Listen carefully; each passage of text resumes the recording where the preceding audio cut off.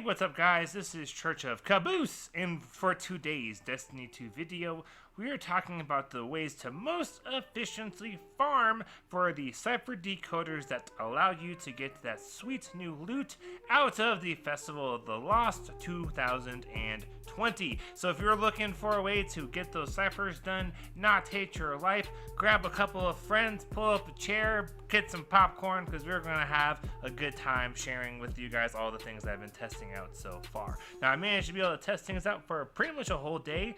Had some pandemic issues arise where I work, and I may have it myself, so I was able to efficiently test out some of these different ideas, and hopefully you guys will be able to take advantage of it.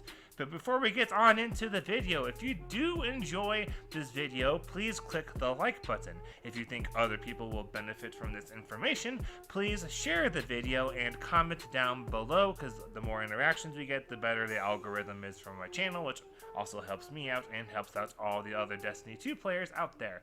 And if you enjoy my content, make sure you guys hit that subscribe button. I've been doing some looking through analytics, and about almost 91% of my viewers are not, I repeat, are not subscribed. How dare you! So do me a huge favor and hit that subscribe button. It means a lot to me, and it doesn't take a whole lot of effort from you guys. So the way I'm trying to incentivize folks to maybe get something back out of subscribing to my channel is if we hit 600 subscribers by October 20th, I'm going to put out a compilation video that includes videos of my wonderful corgi baby girl. Her name's Winnie Rose, and this compilation will have videos such as this. Grandma wants to know, do you want a new toy? Yes or no? Yes? Are you sure? Do you want a new toy? No or yes?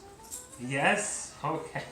If we hit 1,000 subscribers by November 20th, I'll put together like a dog toy box opening kind of a video with her. So if you guys don't feel like subscribing to my channel because of the content, maybe you'll want to help an adorable baby girl live her best life and get to see some content of her being absolutely the cutest thing in the world. Spoiler alert, sometimes she thinks she's a cat. Okay, so the last announcement I wanted to make is I am now an affiliate with Redcon 1. They're a supplement company. They have all kinds of fantastic things like pre-workouts and such. I have more on that down below. But I mostly want to let you guys know about they have a new line called War Games. I recently got the peach power-up flavor. I really enjoy it. I really feel like it helps to pay attention and kind of endure the long grind. And it would also probably be really nifty for that day one raid I'm going to try to do for Beyond Life. So if you guys want to get things for 20% off, you can use the link in the description box or the code. I put both down there, and I'll also have my code up on screen, and you get 20% off of your purchase no matter what it is from Redcon 1. I just highly suggest considering looking at War Games because we are a gaming channel or any of that other fitness stuff. Alright, thank you guys all so much for putting up with that long intro full of announcements and whatnot. I really appreciate it. So now we're going to go ahead and get on into the video. We're going to have these kind of ranked.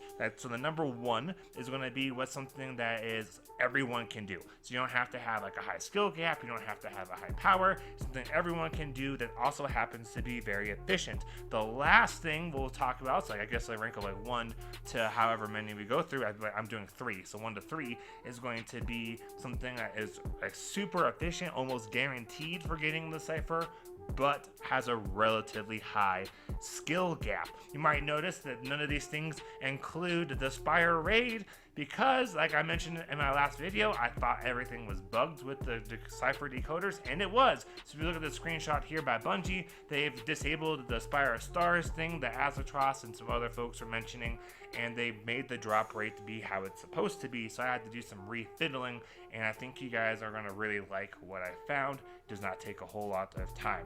So without further ado, let's get on into the video.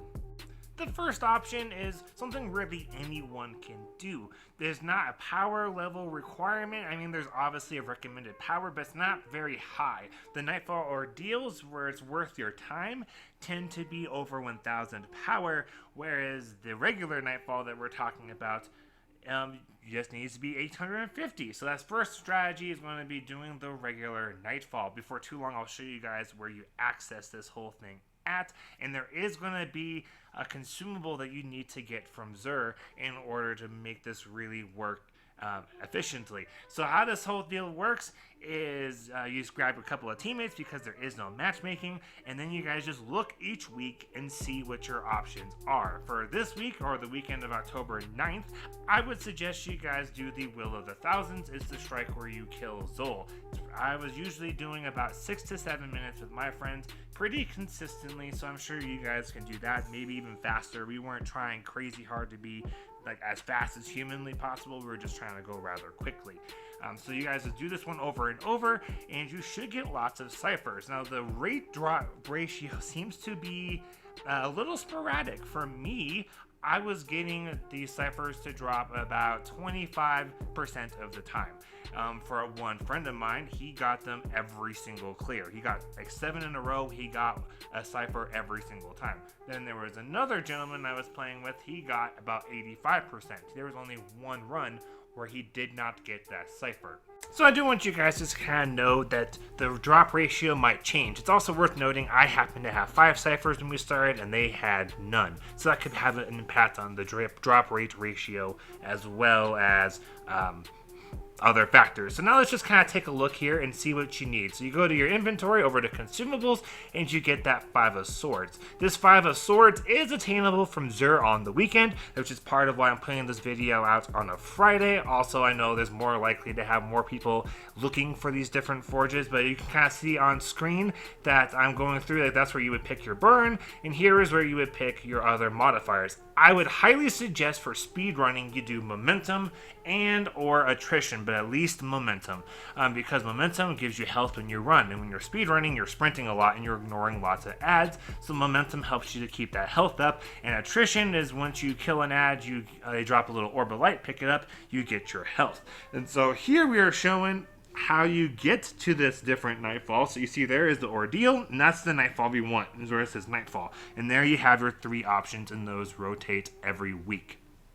The second strategy I would suggest you guys do, that's pretty much doable by absolutely everybody, would be to just kind of farm those activity playlists, but specifically do the strike playlist.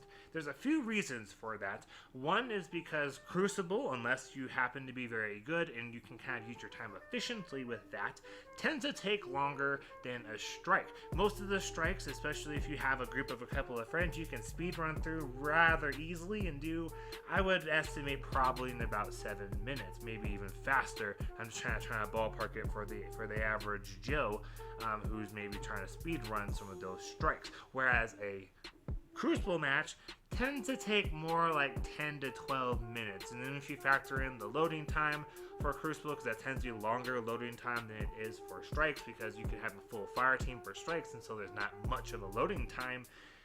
Strikes really is significantly faster. Gambits, we already know Gambit is rather slow. That's not to say if you guys would rather do Crucible or Gambit that you couldn't, because the ciphers will drop from all of those match-made activities. It just seems to be the most efficient to be in strikes, which my channel is all about efficiency. So if you're trying to get that sweet loot, then I would for sure be farming strikes if you are not liking the first option or you get tired of it. So there you go. Make sure you guys are running the subclass burn type or weapon, so that way you can kind of truck through it even faster. And if you're needing to hit that 1060 power gap because you're trying to get ready for Beyond Light, you'll get that pinnacle if you're running the same energy type of the subclass burn for that today. So if it's arc burn, run an arc subclass. So hopefully that kind of clears that up for you guys. And then lastly, we are going to talk about our third and final strategy that I would suggest to you guys consider doing this weekend, and that is the Nightfall Ordeal. Now, I do know that the Nightfall Ordeal for this week, which ends in a couple of days, we're on the Friday, October 9th right now, is double rewards for this week. So this is probably the best thing to do when you're trying to maybe farm for exotics and just get more loot in general. But it takes more of a skill gap, and then once you get to anything past the 1020, which I believe is a hero Nightfall Ordeal, you do need to have a fire team because matchmaking is disabled. Loadouts get locked, and then you start having even more of those barrier champions. And so that's why we have the Nightfall Ordeal listed as the third, because whilst it is the most efficient for getting those ciphers, I had 100% drop ratio of all the Master Nightfalls I've done so far this week of having those ciphers drop once they, Bungie fixed that bug with the drop rate. It does take longer. It's probably going to take the average Joe about 20 minutes or so. I'm not trying to say I am amazing or anything. I tended to be a little bit more closer to 25 minutes. Other people were saying 20 minutes, and there's going to be folks that are going to take closer to 40. So, but you do for sure get that cipher. So like that's kind of the trade-off. Like the very first strategy I mentioned is going to be really quick, right? Even if you didn't get that cipher on that first clear, you only took probably about 7 minutes to get that Nightfall done, and then you get to do another one. So you could potentially run 3 or 4 of those Nightfalls from Strategy 1 in the time it would take to do the Nightfall Ordeal for the Master, and potentially get anywhere from 1 to 4 of those ciphers. But the Master Ordeal, you get all that double loot for right now, and it's pretty much a guarantee. So that's kind of the trade-off. If you don't want to have RNG be a factor, running those Master Nightfall Ordeals would be great. And there's also folks that have amazing friends. They all play well together. They have a lot of fun. They can cruise through it, and they don't have any issues. Whereas if you're using LFG, it can be very time consuming, it can be very mentally exhausting, so resulting in maybe only doing a couple of these Nightfalls, and then you're like, hey, I'm done, and you move on to one of those other strategies, which is why I have this listed at number 3. Because again, whilst it's probably the best one for ratio, because it's 100% to do Master Nightfalls, I was finding 1050 seemed to be pretty close to 100%. I got them probably, if I remember correctly, about 5 out of 6 times I ran a 1050. 1020 seemed to be about half the time. I didn't even try the first one because I also wanted that loot due to the double rewards. So you guys can go ahead and give that a shot. Just keep in mind you will need probably some teammates, or at least bring in mods for the champions, because they have those from 1020 on up. So now we're going to wrap up the video just talking a little bit about the loot, because there is a kind of semi-secret emblem that is not necessarily attainable just in game. So that's what we're going to talk about first with the loot. To acquire this emblem, it's pretty simple. All you need to do is complete that initial quest that you pick up from Eva Vante in the tower. It has you go like talk to Spider, then you have to do like a strike, a PvP match, or a Gambit match. I would suggest you do the strike. Then you do like a Haunted Forest run, and you have to turn in a cipher code, and boom. Once you have that entry level strike completed, you are able to get the emblem. So to get the emblem, you just have to go to bungie.net, go to rewards, make sure you're logged in, scroll down, find the emblem, hit claim and reward.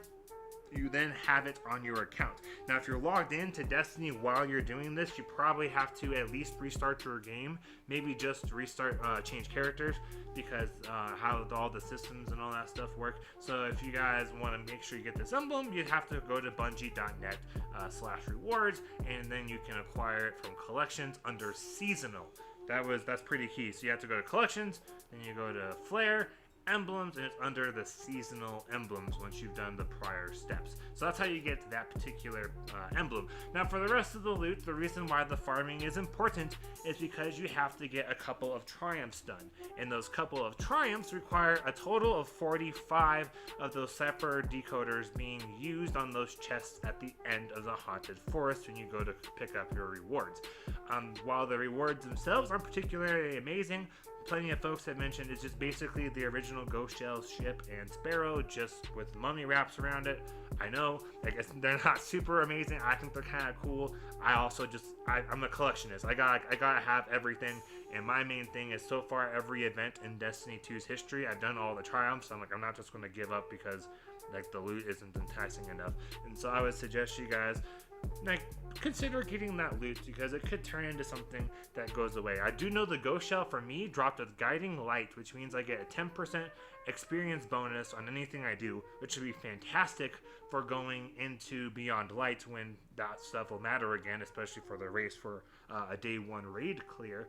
And then I also had a drop with it with one of the perks is I get more loot from completing public events, which will also be nice when I'm trying to power up and get ready for Beyond Light, because if I get more loot, that means I get more power. I don't know if those perks are guaranteed on that shell. My understanding is in shells in general, you can always pull out collections over and over with random rolls on it, so maybe you could like use your resources and farm for the shell that way once you have earned that shell. But it'd be totally worth having the shell. Now for the ghost and the sparrow, they can't really do a whole lot for you as far as like aiding you in the game goes. So if you only had to pick one thing, I would do the ghost shell because it's the very first one. It only requires 15 codes. The sparrow could be worth it if you don't have an instant summon sparrow, but again, if you are able to acquire those things with random rolls out of collections, you could just grab a sparrow out of collections over and over and over until it gets that less time to summon. So you just tap your summoning and you're just poof on the sparrow.